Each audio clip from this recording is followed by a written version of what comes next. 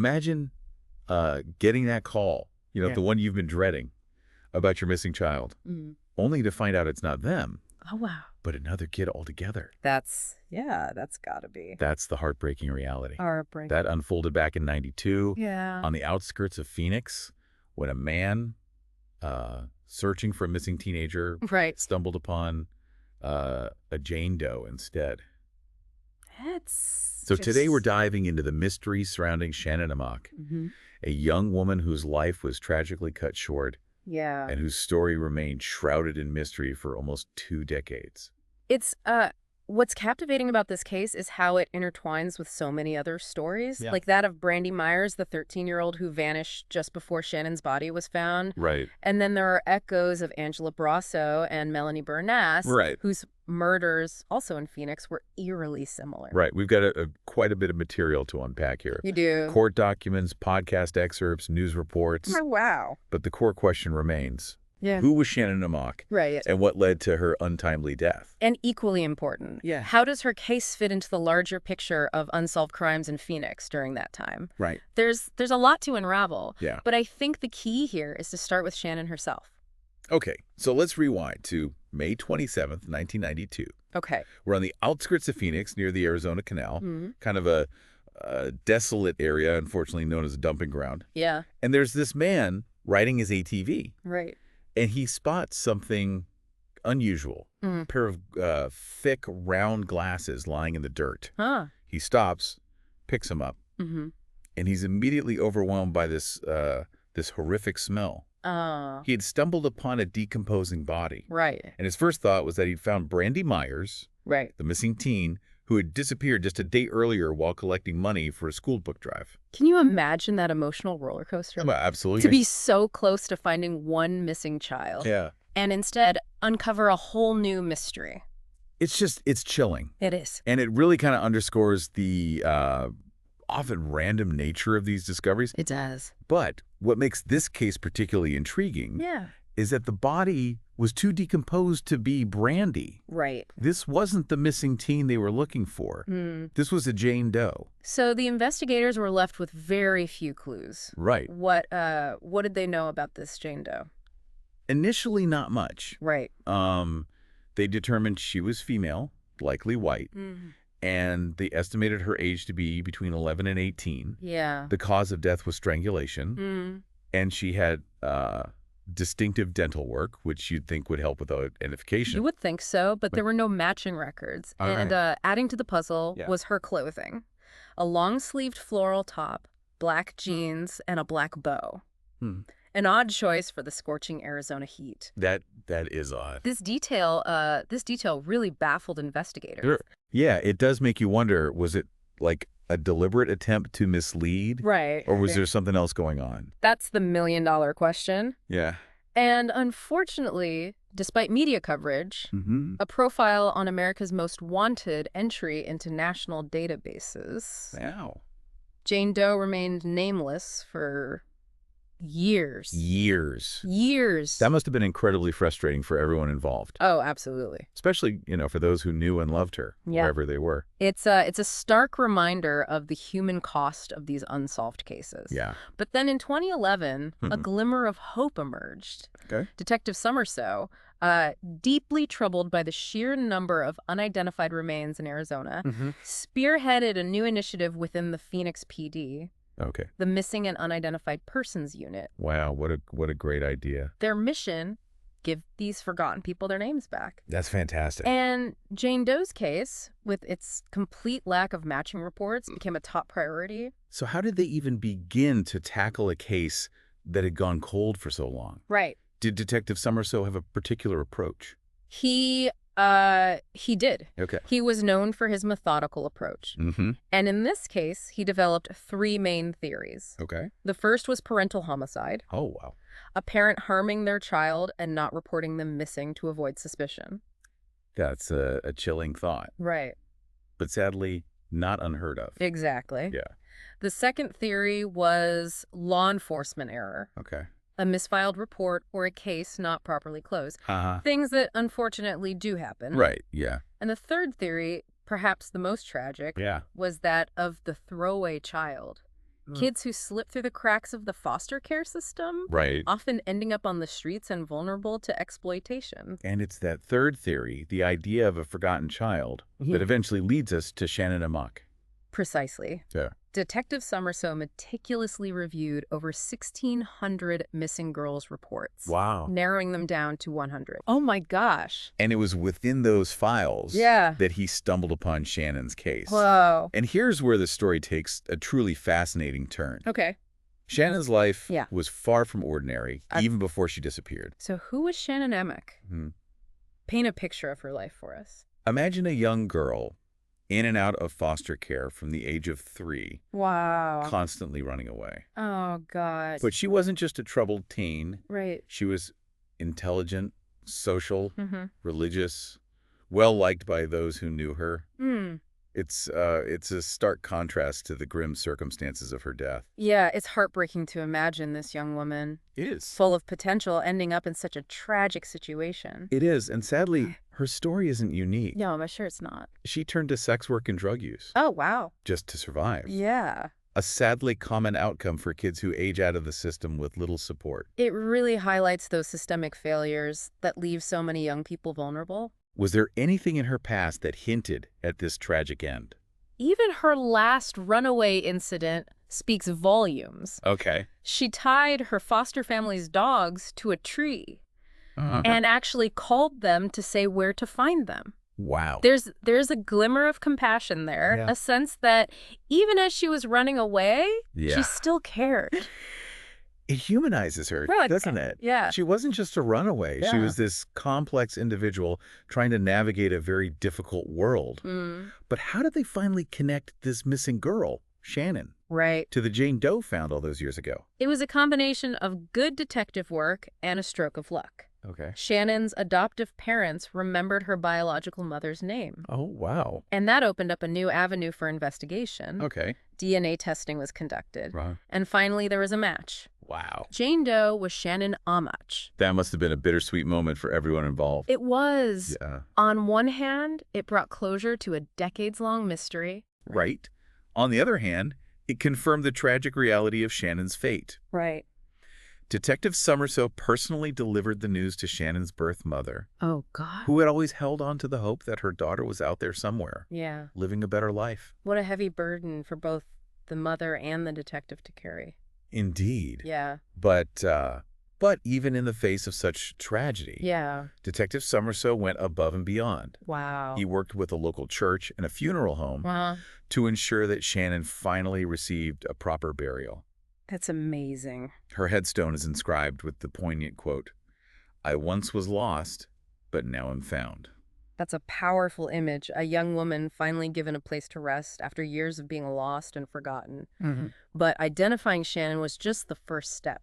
It was a victory for sure, but one that kind of opened up this whole new chapter in the investigation. Right. The search for Shannon's killer. Right. And here's where those other cases we mentioned earlier, the ones swirling around the Arizona Canal, become incredibly relevant. You're talking about Brandy Myers, who disappeared right before Shannon's body was found. Exactly. And then the murders of Angela Brasso and Melanie Bernas. Yes. Their cases were particularly disturbing because they were linked by DNA evidence, right? Yes. Those cases cast a long shadow over Shannon's investigation. Right. And then there's the arrest of Brian Patrick Miller, Right. known as the Canal Killer, who's currently awaiting trial. Yeah. The speculation is that he could be connected to Brandy's disappearance as well. Right. Which further complicates the web of these cases. So we have all these young women found near the Arizona Canal, Right. all victims of violence, but I'm guessing it's not that simple. You're right. There must be some key differences between the cases as well. You're absolutely right. Yeah. While the proximity to the canal is a chilling common thread, Right. there are crucial distinctions. Okay. Shannon's cause of death, strangulation, Right. sets her apart from Miller's confirmed victims, who were stabbed and mutilated. Right. That's a significant difference that investigators can't ignore. So it's like trying to solve a jigsaw puzzle, Exactly. where some pieces seem to fit, but others just don't quite line up. Right. How do investigators even begin to untangle something like this? Right. Do they believe there's a connection? Mm-hmm. Or are we looking at separate, albeit equally tragic, events? That's the million-dollar question, and unfortunately, we don't have definitive answers yet. Okay. But what's crucial is that we keep these cases in the public eye. Right. Exposure can be incredibly powerful. Absolutely. They might jog someone's memory or give a potential witness the courage to come forward after all these years. Speaking of coming forward, I know Detective Somerset has been very vocal about encouraging anyone with information He has. to contact the Silent Witness program. Right. Could you remind our listeners about what that program is and how it works? Absolutely. Silent Witness is a vital tool for law enforcement. It allows people to provide anonymous tips about crimes without fear of reprisal. Mm-hmm. They even offer rewards, which in Shannon's case has been increased to $7,000 thanks to a generous donation. So even the smallest detail, Right. something someone might dismiss as insignificant, Exactly. could be the key to breaking the case open. Exactly. Sometimes it's that one piece of the puzzle, Wow. that seemingly trivial detail Yeah. that suddenly brings everything into focus. Right. And it's a testament to the impact of Shannon's story, that even after all these years, people are still fighting for justice for her. It's a reminder that even in the darkest of cases, even when years have passed, there's always hope.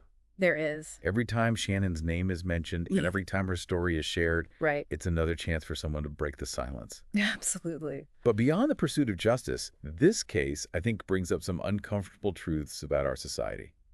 I agree. Shannon's story isn't just about solving a crime. It's about acknowledging the systemic failures that contributed to her tragic fate. Yeah. She was a ward of the state, bounced around the foster care system, Right. and ultimately fell through the cracks. Yeah. It raises serious questions about how we as a society protect Yeah. or fail to protect Yeah. our most vulnerable members. It's a stark reminder Mm-hmm. that for every Shannon whose story we hear, Right. there are countless others who remain invisible, Yes. forgotten by the very system that was supposed to care for them. And that's what makes this deep dive so important. Yeah. It's not just about piecing together the details of a crime, Right. but about understanding the broader context, Mm-hmm. the human impact of these failures, Yeah. and the urgent need for change. We can't bring Shannon back, No. but perhaps by keeping her story alive, Right. by learning from the mistakes of the past, Yes. we can prevent similar tragedies from happening in the future. We can honor her memory by fighting for justice and by working to create a world where vulnerable children are protected Right. and given the support they need to thrive. Absolutely. But let's not forget that there's still an active investigation underway. Right. There are still leads to be pursued, evidence to be examined, and hopefully answers to be found. So let's dive into the nitty-gritty of the investigation. Okay. What are some of the specific challenges that detectives face when dealing with a cold case like Shannon's? Right. And what role does forensic science play in potentially solving these complex puzzles? Mm-hmm. We'll explore these questions and more after a quick word from our sponsors. We're back and ready to delve deeper into the investigative side of Shannon Amach's case. Okay. We've talked about the connections to other crimes in Phoenix, Right. but what are some of the unique challenges that detectives face Mm-hmm. when dealing with a cold case like this one? Cold cases are notoriously difficult to crack. Yeah. Time is the enemy, memories fade, Right. witnesses move or pass away, and evidence can deteriorate. Right. But despite these hurdles, there's a certain tenacity that drives investigators to keep pushing forward. I can only imagine the frustration of hitting dead end after dead end. Right. But you mentioned forensic science earlier. Yes. What role does that play in potentially solving these cold cases? Forensic science has become a game changer Yeah. in cold case investigations. Okay. Advancements in DNA technology in particular have revolutionized the field. In Shannon's case, it was DNA testing that ultimately led to her identification after almost 2 decades. Wow. And as technology continues to evolve, Right. it's likely to play an even greater role in solving these complex puzzles, bringing closure to families, and holding perpetrators accountable. So it sounds like forensic science provides a glimmer of hope. It does. A chance to revisit old evidence with new techniques. Right. But is it enough to solve a case on its own? While technology is a powerful tool, it's not a magic bullet. Right. It takes dedicated investigators like Detective Somerset to piece together the puzzle, Right. to connect the scientific evidence with the human story. Right. They have to sift through mountains of information, Yeah. interview witnesses, and chase down every lead, no matter how small. Detective Somerso has been tight-lipped about the specifics of the investigation. He has. But he has confirmed that it's still active. It is. That must be somewhat reassuring for those who knew Shannon. It is. The fact that they haven't given up, right, that they're still diligently searching for answers, yeah, speaks volumes about their commitment to justice. It does. And it reinforces the importance of keeping these cases in the public consciousness. Right. Every time Shannon's story is shared, yeah, it's another chance for that one crucial piece of information to surface. It's a reminder that we all have a role to play. We do. Even if we don't have direct knowledge of the crime. Right. We can contribute by spreading awareness, talking about the case, and encouraging anyone with information to come forward. Exactly. Sometimes it's a friend of a friend, someone who overheard something years ago, right, who holds the key to unlocking the mystery. Exactly. And platforms like this podcast yes, are crucial for amplifying those voices and keeping the pressure on. So it's not just about solving a crime. Right. It's about ensuring that Shannon Amachch is remembered. Yes. Not just as a victim, but as a young woman with a story that deserves to be told. Absolutely. And it's about acknowledging the systemic failures that contributed to her tragic fate. Right. What happened to Shannon yeah, is a stark reminder of the vulnerability of children in the foster care system. Right. The challenges faced by runaway teens. Right. And the urgent need for better support networks. We can't bring Shannon back. No, we can't. But we can honor her memory by working to prevent similar tragedies from happening in the future. We can advocate for better resources for children in need, support organizations that work to prevent child exploitation, yes, and speak up against injustices wherever we see them. Shannon's case might be a cold case, but the fight for justice and the quest for answers are far from over. They are not. It's a reminder that even in the darkest of circumstances, there's always hope. There is. And there's always something we can do to make a difference. Absolutely.